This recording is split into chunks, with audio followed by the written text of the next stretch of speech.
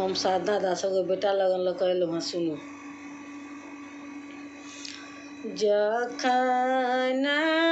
सुंदर दुल्हा ब्यान चलला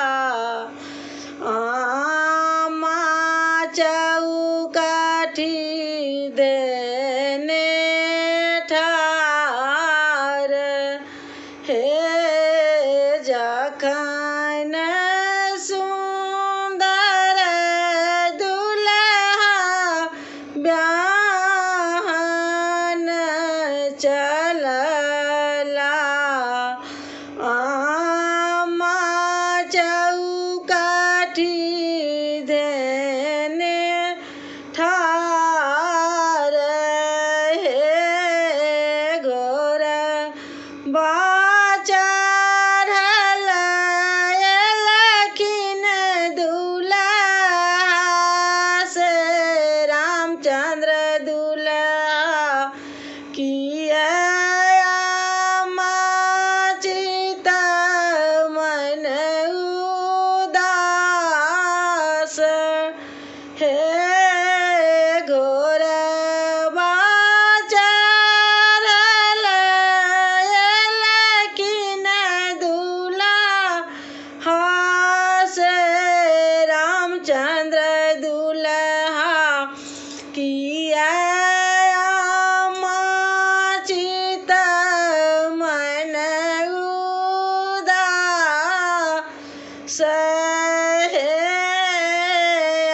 सगर दुलरवा मोरा ब्याहन जाइ छथि कियो नहीं जायत बरिया तहे जानू महलहु जानू दहलहु जानू करुचित मन उदास हे कैसा लोक पापा मोरा साजल सब कियो जायत बरिया तहे जखन सुंदर दुल्हा ब्याहन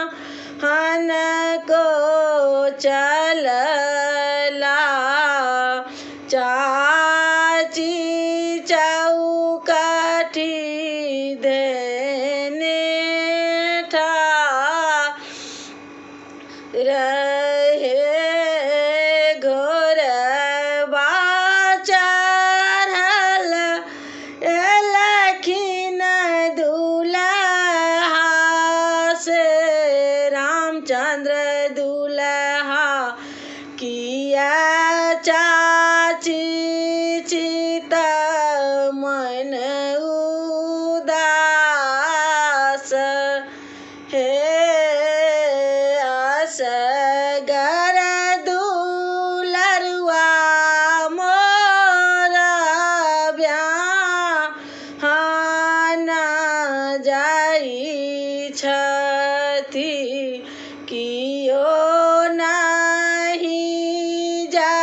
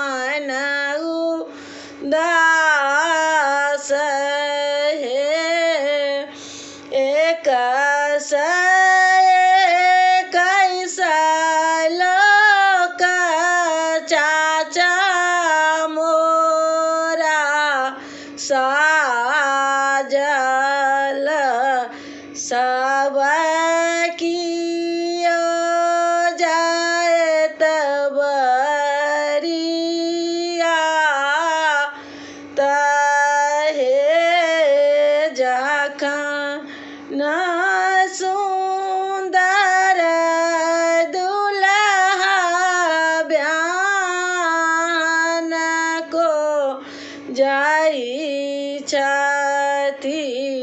भाभी चौकठी धेने ठार हे घोर बाचरल एलखिन देवर से रामचंद्र देवर किया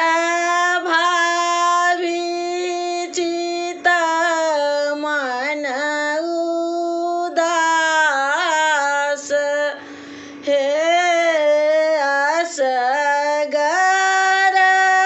देवर मोरा ब्याहन जाई छथि कियो नहीं जायत बरिया तहे जानू भाभी लहू जानू भाभी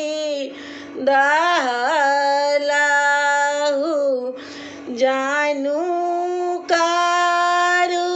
कारुचित मन उदास हे असगर देवर मोरा ब्याहन जाई छथि कियो नहीं जायत बरिया तहे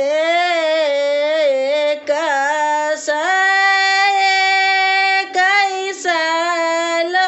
ओक भैया मोरा साजल सब कियो जायत बरिया तहे जखन